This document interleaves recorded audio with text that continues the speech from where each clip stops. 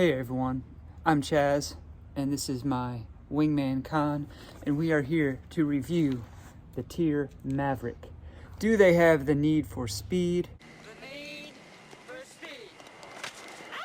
Or are they going to crash and burn? Let's find out.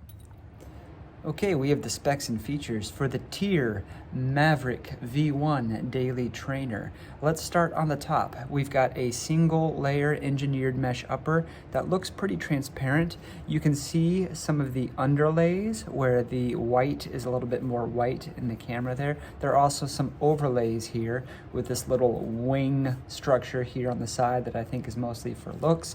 There are some overlays around the lacing system, and there was a fairly rigid overlay around the heel cup, which is kind of rigid, not too rigid.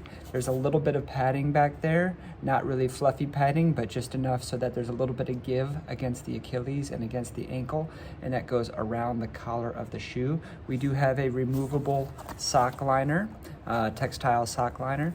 The tongue is very thin, not exactly like a track spike tongue, because we do have a layer of acrylic padding on the top there, or padding that has acrylic on top of it at least, to prevent the lace bite. The laces seem pretty standard. They're not serrated or anything. They don't seem all that stretchy. They're just kind of run-of-the-mill laces, but for a daily trainer, that's kind of what they need to be. Midsole is a supercritical EVA and feels very soft in hand. This is called flight time, and it's meant to compress and decompress rapidly to increase your flight time and kind of give you some more air time while you are mid-stride. And it looks like we have a fairly aggressive rocker there. I think it's 44 millimeters in the heel and a 6 millimeter drop, so I guess that would be 38 millimeters in the forefoot, so it's a pretty high stack shoe. Correction, it's an 8 millimeter drop, so it's 36 millimeters in the forefoot for a daily trainer. And it's also very light. I weighed the shoe, and in my men's size 9.5, both shoes were 221 grams, which is 7.8 ounces. Outsole, just key places in the outsole where we have this rubber that feels kind of sticky to the touch. I don't know how durable it is, because these of course have just come out of the box, so I haven't had a chance to get them all scuffed up yet. We do have a channel in the bottom of the midsole here that I imagine is to save weight, but it doesn't look like it's going to catch too many rocks. I think it's going to mainly be so that this midsole can flex and rebound, similar to what you might find in some of the Asics Blast series shoes. So feels great. I'm kind of excited to get these on foot and run in them, and I like this particular colorway with this little multicolored stripe. All right, let's get them on the road. So before we skip ahead to the shoe off and the shoe talk, I'll talk about what kind of road testing I did in the TYR Maverick, and it added up to 48 total miles. Most of those were easy miles. Some of them were recovery miles. Some of them I picked up the pace a little bit. Most notably, I joined a friend for a workout where we were doing her marathon pace, her half marathon pace, among others. So I did also take it for some 7 flat to 645, 640 pace miles as well, and it felt pretty good at those pace. But we'll talk about that in the shoe talk. Okay, it's time for a shoe off here. I have the TYR Maverick, and I'm going to be comparing it with the Hoka Mach 6, the Adidas Adizero Evo SL, the 361 degrees Eleos, the Nike Pegasus Plus, the Asics Novablast 5, the TYR Frequenza 2, and the Mizuno Neo Zen. Let's get to it. Okay, I have the TYR Maverick and my beloved Hoka Mach 6. When I first saw the specs for the Maverick, I was thinking, is this going to be my replacement for my Mach 6? And on this side-by-side comparison, I think it very well might be. These Mach 6 are pretty old, so they've lost some of the zip to the supercritical EVA, and the TYR are still pretty new, but the TYR are bouncier. They seem like they're just as versatile there's more room in the TYR Maverick, but the Hoka Mach 6 is a little bit more locked down. The give and take to that is, if you're someone who felt a little bit cramped by Hoka forefoots, then you might get that Mach 6 experience out of the TYR Maverick. People like Andrew Poza, I'm talking to you, midlife runner, who wanted a little bit more forefoot room. My early reaction, well, not early, I've got 50 miles in the TYR Maverick already, is that yes, this is a likely candidate for my Mach 6 replacement. Now I have the TYR Maverick and the Adidas Adizero Evo SL. If you're gonna have a talk about Mach 6 replacements or just Swiss Army knife shoes in general, what I call suitcase shoes, because if you're just gonna bring one shoe in a suitcase that you want can do almost anything, that's a suitcase shoe, then no conversation about that kind of shoe would be complete without the Evo SL in it. Side by side, the crossover and feel and use case scenario in these shoes is a lot bigger of a crossover than I thought. Both, I think, would be good choices for long runs and for workouts. While not a master of either of those things, certainly better than average at both. I think slightly different feel, both bouncy. The TYR has more underfoot and is bouncier. I don't know if it will be as bouncier for long as Light Strike Pro would be, but it also feels more stable, partially because the upper on the Evo SL is straight trash. It's the worst thing about that shoe. Whereas the upper on the TYR is pretty good. Not quite as locked down as the Mach 6, but pretty good. I could pretty much take or leave either of these shoes, and they are the same price, although TYR has a lot more discounts available on their website. All right, this is the 361 degrees Eleos versus the TYR Maverick. And I brought the Eleos out because it also has a supercritical EVA based midsole that is bouncier than one might expect. The Primo midsole, they call it. I've heard some reviewers say that the Eleos has some PIBA mixed in with that supercritical EVA, but when I got sent a pair from 361 degrees, it did not mention any PIBA, just supercriticality. Anyway, I digress. The Eleos on paper has a lot lower stack than the TYR Maverick. 36 in the heel versus 44 in the heel for the TYR Maverick. Side by side, you would not think that. Side by side, they feel like a lot closer in stack height. And that's a good thing, because the TYR shoe doesn't feel bulky. Ooh, it's windy. In fact, it feels lighter, because it is lighter. It's over an ounce lighter in my size, almost an ounce and a half lighter. The softness of the Eleos makes it better for long, easy miles, although the TYR is still good for long, easy miles.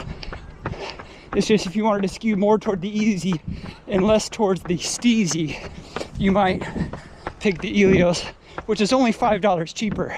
But again, like I said, TYR runs a lot of discounts, so the $150 shoe you might get for a little over $100 sometimes. Okay, friends, I have the Nike Pegasus Plus and the TYR Maverick. To be honest, I included the Pegasus Plus more on an afterthought in this shoe off, because if we're talking about do-it-all performance daily trainers, wanted to see if the Pegasus Plus was still relevant in that conversation, and I'm here to tell you it's not. The ZoomX midsole, at least this flavor of it, feels dead compared to the Flight Time midsole in the TYR Maverick. It's why pay $30 more for a Pegasus Plus if you're paying full price when you could get a TYR Maverick, and I just can't explain why. If you can get the Pegasus Plus on discount, maybe consider it, but I still think side by side, even at the same price, the TYR eats the Nike's lunch. I mean, you would have to get a serious discount on the Pegasus Plus to consider buying it instead of the TYR Maverick. That's just my opinion, though. All right, we have the Asics Novablast 5 up here against the TYR Maverick. And of all of the daily trainers, versatile daily trainers I have, the Novablast 5 skews more towards the easy day, recovery day softness. Next to the TYR Maverick, the Novablast 5 is more stable and has a better lockdown. So if you're gonna go out and do 40 minutes, an hour, 90 minutes, maybe longer, and it's all gonna be easy pace, low heart rate, or a recovery run, the Novablast 5 suits your needs. The TYR can do those runs pretty much just as well, but it's a little bit springier, especially on the toe off. So if you are intending to pick it up a little bit, the TYR might be a better choice. Or if you're trying to keep yourself from picking it up a little bit, you might want to avoid the TYR that day. But also there's grip to consider. It's a nice dry day right now. Both shoes feel great. If there were any kind of moisture on the tarmac, the Novablast 5 would slide around like an ice skate. But I have run in the TYR Maverick in wet conditions, and it grips great, like the other TYR running shoes that I've run in. It's pretty top tier when it comes to wet grip. So there's that to consider too. Okay, friends, I have the Diodora Frequenza 2 and the TYR Maverick. So far, of all of these shoes that I've compared, the Frequenza 2 and the Maverick feel the most similar to one another, at least at this 7:30 to 8-minute pace, kind of an base day pace. When I pick it up a little bit, the Frequenza is a little bit more aggressive, and it kind of wants to pick it up. The TYR can certainly pick it up, and it does just fine with that, but it's also just fine hanging out, base day or long day. The upper on the Maverick is not quite as secure, but it's not insecure. Upper on the Frequenza is kind of narrow in the midfoot, which gives it a lockdown feeling. It's not uncomfortable, but that contributes to that aggressive tendency. Both of them, the midsoles, are what feels similar. Anima 2 and Flight Time are both supercritical EVAs that are bouncier than one might expect from an EVA-based foam. But that's that nitrogen-infused quality that gives them that. Oh, the Maverick is a lot cheaper. $30 cheaper in the US. And that's before any discount codes. So it looks like the GoPro ran out of juice before I could do my last comparison. But I have the Mizuno Neo Zen here against the TYR Maverick. And we've compared it with all of the, slow recovery boys. We've compared it with the peppy responsive daily boys. Have to compare it with the fun daily bouncy boy, which is the Neo Zen. The Neo Zen does not have good lockdown. The TYR has better lockdown, not perfect, but better lockdown. I think as far as a shoe that can do everything, the TYR Maverick would be a better choice than the Neo Zen. But if you're spending $150 without a discount, and you're looking for something that's just fun and bouncy, then the Neo Zen is always going to be in that conversation. So that's the shoe off. So we're ready for a shoe talk. And here is said shoe talk. I'm going to try and keep it pretty short because I think I've alluded to a lot of the things that I'm going to say when I was doing the shoe off. The too long didn't read is that I am fairly impressed, but not all that surprised by how the TYR Maverick turned out. When I say fairly impressed, I mean I like it. You guys know how I'm always talking about the Mach 6, and I really do think this is going to be a Mach 6 replacement for me.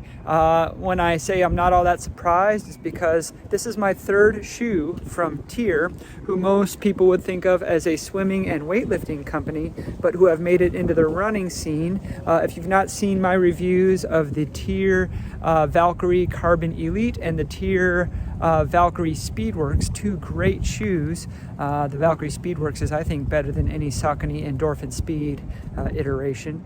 It's one of my favorite training shoes. Then go watch those.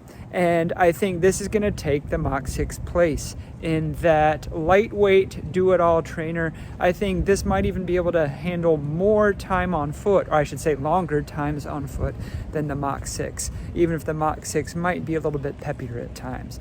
I'm not going to take this out and go and do 400 repeats on the track in it, but if I wanted to do some intervals or some faster stuff during my base runs, then this is a great shoe for that. The rocker that I mentioned earlier in the video really does give it an energetic toe off. The flight time foam that is mentioned, that is supposed to, according to TYR, help with elongating your air time, really, and helping you just get more out of every stride. I don't know if that's just marketing or not, but I did kind of feel like I was getting more energy from the shoe as I focused on elongating my stride. When I was doing that workout with Lindsay, where I was doing some of her race paces, then I really did feel like I was kind of floating along more once I focused on elongating my stride, and I don't have a long stride, so if anything can improve, it's my stride length. It's a comfortable shoe. It's bouncy, it's soft, it's comfortable, but it's not too bouncy. It's not too soft. I mean, it's still comfortable. It's also not too rockery. It's just kind of a good Goldilocks shoe. I mentioned in the shoe off that it's a good suitcase shoe. Now, there was a lot of wind going on and it was hard to hear me, but yeah, a suitcase shoe, a shoe that you would pack in your suitcase if you were going on a short trip and only wanted to bring one pair of running shoes. This would fit that bill.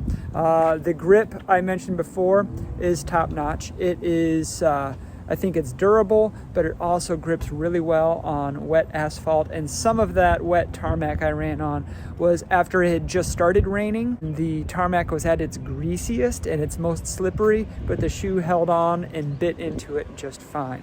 So the shoe is $150 in the United States, and that's full MSRP. However, if you get on TYR's mailing list, if you get on their email list, they are pretty prolific with their discounts that they send, at least to their US customers. So when I got this shoe, I used a 30% off discount that didn't even require a code. It was just one of these, hey, for these next 2 days, we're running 30% off site-wide. So that was an easy pickup. That is the same price as a discounted Mach 6. And the Mach 6 has been out for almost 2 years now. So this is a recommended shoe by me, and I'm not going to give too many caveats. I guess it does have a wider forefoot than a lot of performance shoes, so if that's something that you mind, then keep that in mind. But I am going to continue running in this shoe and keeping it in a very prominent place in my rotation. It's not going to be one of those specialist shoes that I reach for once or twice a month. I'll be running in this shoe weekly, and that's saying a lot when you consider how many shoes I actually run in. So that is my review of the TYR Maverick, and I hope you enjoyed it. And do they make you run like Tom Cruise? Well, I don't know, but that's on you. Don't forget to like, subscribe, ding the bell for notifications. We'll see you on the next run.